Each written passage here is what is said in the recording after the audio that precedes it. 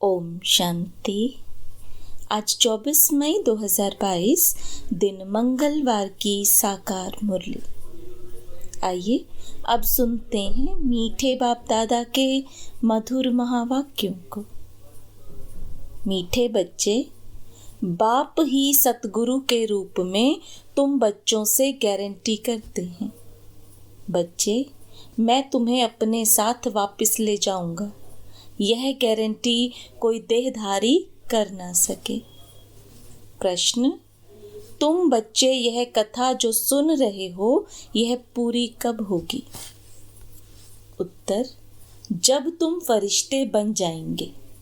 कथा सुनाई जाती है पतित को, जब पावन बन गए तो कथा की दरकार नहीं। इसलिए सूक्ष्म वतन में पार्वती को शंकर ने कथा सुनाई, यह कहना ही रॉन्ग है। प्रश्न, शिव बाबा की महिमा में कौन से शब्द राइट हैं, कौन से रॉन्ग? उत्तर, शिव बाबा को अभोक्ता, असोचता, करन करावन हार कहना राइट है। बाकी अकर्ता कहना राइट नहीं, क्योंकि वह पतितों को पावन बनाते हैं। गीत छोड़ भी दे आकाश सिंहासन। ओम शांति। यह है बच्चों की पुकार कि बाबा अभी आ जाओ, क्योंकि हम फिर से रावण राज्य में दुखी हैं। फिर से माया का परछाया पड़ गया है, अर्थात 5 विकार रूपी रावण ने हमको बहुत दुखी किया है। रिस्पोंड में बाबा कहते हैं, हाँ बच्चे, यह तो मेरा नियम है। यह जरूर आकर के ही कहेंगे ना। हाँ बच्चे, जब जब धरती पर भारतवासी बिल्कुल ही भ्रष्टाचारी दुखी बने हैं, कितने गुरु करते हैं सदगति के लिए, परंतु वह किसी की सदगति तो करते नहीं। सभी अंधों की लाठी तो एक प्रभु ही है। पहले पहले बाप जन्म देते हैं, अर्थात एडॉप्ट करते हैं। गुरु सदगति करते हैं। अभी ना कोई सदगति करते हैं, ना कोई बाबा है। अभी तुम कहते हो परम पिता परमात्मा हमारा बाबा भी है, गुरु भी है। उस एक को ही सतगुरु सत बाबा कह सकते हैं। वह है सत बाबा, उनको सुप्रीम कहा जाता है। सतगुरु भी है, साथ में ले जाते हैं। गारंटी है, और कोई गुरु गारंटी कभी नहीं करेंगे कि हम तुम आत्माओं को वापस ले जाऊंगा। वह जानते ही नहीं। यह है सब नई बातें। तुम जब इनको देखते हो तो बुद्धि में याद शिव को करना है। वही बाप टीचर गुरु है। मनुष्य कोई गुरु करते हैं व टीचर करते हैं तो उनके शरीर को ही देखते हैं। आत्मा ही भिन्न शरीर धारण कर भिन्न भिन्न नाम रूप देश काल में जाती है। अच्छा, बाबा तो एक है और एक बार आते हैं। वह तो पुनर्जन्म नहीं लेते। संस्कार तो आत्मा में है। वह जब शरीर धारण करेगी तब वर्णन होगा ना। तुम बच्चे बाप की महिमा गाते हो। वह निराकार है, कभी साकार शरीर लेते नहीं है। शिव का अपना शरीर तो होता नहीं, परंतु ज्ञान का सागर पतित पावन है, सतगुरु है। बाबा भी है, राजयोग भी सिखाते हैं। जो ब्रह्मांड का, सारे विश्व का मालिक है, वही स्वर्ग का मालिक बनाएंगे ना। शरीरधारी तो बना ना सके। सिवाय बच्चों के बाप को कोई जानते नहीं। तुम कहेंगे परमात्मा हमको पढ़ाते हैं, तो कहेंगे यह तो कोई शास्त्रों में नहीं है कि निराकार परम पिता परमात्मा शरीर में आते हैं। अरे शिव जयंती गाई जाती है। गीत में भी कहा है रूप बदल कर आओ। तो वह किस शरीर किस रूप में आया? तुम्हारा तो यह कर्म बंधन का शरीर। अच्छे कर्म से अच्छा पद, बुरे कर्म से बुरा पद मिलता है। इनके लिए तो ऐसा नहीं कहेंगे। मनुष्य तो पुनर्जन्म जरूर लेते हैं, बाप नहीं लेते। उसने इस शरीर में प्रवेश किया है, बताते भी हैं। शिव बाबा ब्रह्मा द्वारा स्थापना करते हैं। शिव तो निराकार हुआ, ब्रह्मा द्वारा कैसे करते हैं? क्या ऊपर से प्रेरणा देते हैं? पतित दुनिया में आते हैं तो किस शरीर में आवे जो राजयोग सिखावे। तुम बच्चे जानते हो बाबा आया हुआ है, हम उनसे सुनते हैं, वह इस ब्रह्मा मुख से सुनाते हैं और सब देहधारी गुरु का नाम बताएंगे। तुम जानते हो निराकार शिव हमारा बाबा है। पहले तो बाबा जन्म देने वाला चाहिए ना। शिव बाबा प्रजापिता ब्रह्मा द्वारा अडॉप्ट करते हैं। प्रजापिता को कुख से तो इतने बच्चे हो न सके। प्रजापिता ब्रह्मा के तो अथाह बच्चे हैं। ब्राह्मण कुल बहुत बड़ा है। जो ब्राह्मण फिर देवता बनेंगे। जब देवता बनेंगे तो एडॉप्शन नहीं होगी। एडॉप्शन अभी है। कितने ब्राह्मण हैं? बच्चे जानते हैं हम शिव बाबा के पास आए हैं। वही नॉलेजफुल है। कहते हैं मैं तुम बच्चों को ही नॉलेज सुनाता हूँ, मेरा अपना शरीर तो है नहीं। शिव जयंती मनाते हैं परंतु कैसे शिव बाबा आया यह कोई नहीं जानते। कहते भी हैं शिवरात्रि, रात्रि में कृष्ण का भी जन्म दिखाते हैं। शिव जयंती के बाद फट से श्री कृष्ण का जन्म होता है। शिव का जन्म तो संगम पर है। ब्रह्मा की रात पूरी हो फिर दिन शुरू होता है। उसी संगम पर बाप आते हैं। यह है बेहद की रात्रि, वह है हद की। आधा कल्प दिन आधा कल्प रात। भक्ति मार्ग में धक्के ही खाते रहते हैं। भगवान मिलता नहीं तो अंधियारा ठहरा ना। बिल्कुल ही बुद्धिहीन है। गाते हैं परम पिता परमात्मा ऊपर है। फिर कहते हैं तीर्थ यात्रा पर भी भगवान मिलेगा, दान पुण्य से भी मिलेगा। कितना समय तुमने धक्के खाए हैं। अनेक मतें हैं, इसलिए कहा जाता है भक्ति मार्ग है ब्रह्मा की रात। धक्के खाते खाते दुर्गति को पाकर पाप आत्मा बन पड़ते हैं। विकार से पैदा होने वालों को ही पाप आत्मा कहा जाता है। तुम ऐसे तो नहीं कहेंगे कि श्री कृष्ण कोई विकार से पैदा हुए? नहीं, वह तो योग बल से पैदा होते हैं। इन बातों को तुम भारतवासी गृहस्थ धर्म वाले जानते हो, सन्यासी नहीं जानते ना मानते हैं। बाप कहते हैं लाडले बच्चे, सतयुग में तुम पवित्र प्रवृत्ति मार्ग में थे, फिर पुनर्जन्म लेते पतित भी बनते हो। भारत पवित्र था, देवताओं का राज्य था, वहाँ शांति भी थी।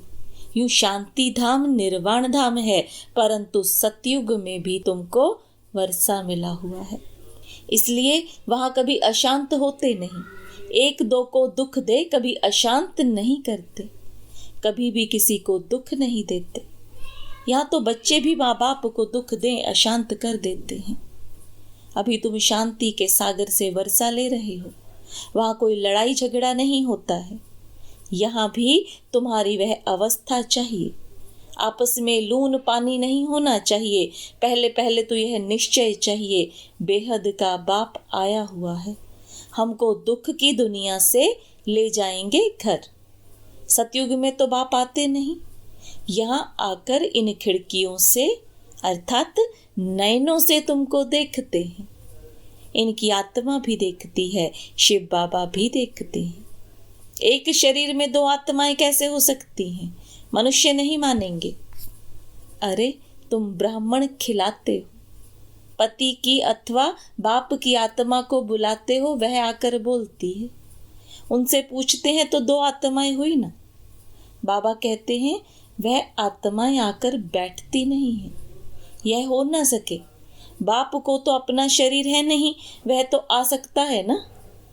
5000 वर्ष पहले भी हमने ऐसे कहा था कि साधारण बूढ़े तन में भागीरथ अर्थात भाग्यशाली रथ में आता हूँ। जरूर मनुष्य के तन में आएगा ना, कि बैल पर आएगा। सूक्ष्म वतन में शंकर के आगे बैल कहाँ से आया? अगर शंकर की अथवा शंकर पार्वती की पूजा करते हैं तो मैं साक्षात्कार करा देता हूँ। बाकी यह दिखाया है शंकर ने पार्वती को कथा सुनाई, यह है झूठ। शंकर क्यों कथा सुनाएंगे? सूक्ष्म वतन में तो दरकार ही नहीं। तुम फरिश्ते बन जाएंगे तो कथा पूरी होगी। कथा सुनाई जाती है। पतित को पावन बनाने के लिए बाबा अमर कथा सुनाते हैं, अमर लोक में ले जाने लायक बनाते हैं। अमर लोक सतयुग को कहा जाता है, यह है मृत्यु लोक। आज बाबा ने पूछा, शिव बाबा स्नान करते हैं? बोला, बाप दादा करते हैं। हमने कहा, स्नान तो दादा करते हैं ना, शिव क्यों करेगा? उनको थोड़े ही पाखाने में जाना है जो स्नान करे। शिव तो अभोक्ता है ना, यह समझ की बात है ना। वह थोड़े ही अपवित्र बनते हैं जो स्नान करेंगे, वह तो आते ही हैं पतितों को पावन बनाने। करन करावन हार अभोगता असोचता है। अकर्ता कहना रोंग हो जाता है, पतितों को पावन करते हैं ना। करन करावन हार है। खांसी हुई, इनकी आत्मा का यह शरीर रूपी बाजा डिफेक्टेड हो गया तो शिव बाबा क्या करेगा? तुम ऐसे नहीं कहेंगे कि शिव बाबा के बाजे में डिफेक्ट हुआ, नहीं, यह शरीर उनका नहीं, लोन लिया हुआ है। लोन ली हुई चीज टूट जाती है तो धनी की टूटेगी ना। शिव बाबा इस शरीर का धनी नहीं, धनी तो यह ब्रह्मा है, उसने यह किराए पर लिया है। यह भाग्यशाली रथ है, बैल एक ही है। फिर गौमुख भी कहते हैं। बाबा कहते हैं, बरोबर कोई कोई बच्चियां इतनी होशियार नहीं हैं, किसी को उठाना है तो मैं बच्चों में जाकर उठाता हूँ। पतित दुनिया में, पतित शरीर में तो आना ही होता है, तो किसी का कल्याण करने के लिए भी बच्चों में प्रवेश करता हूँ। बच्चे नहीं समझेंगे, उनसे भी वह सुनने वाले बड़े तीखे हो जाते हैं। यह बाप की मदद मिलती है। एक तो निश्चय बुद्धि है, दूसरा फिर दृष्टि मिलती है। बाबा कहते हैं, मैं प्रवेश करता हूँ, ऐसे नहीं मैं सर्वव्यापी हूँ। मुझे बहुरूपी क्यों कहते हैं? जो जिसकी पूजा करते हैं उनका साक्षात्कार कराता हूँ। साक्षात्कार में ऐसे देखते हैं कि जैसे सामने आ रहे हैं।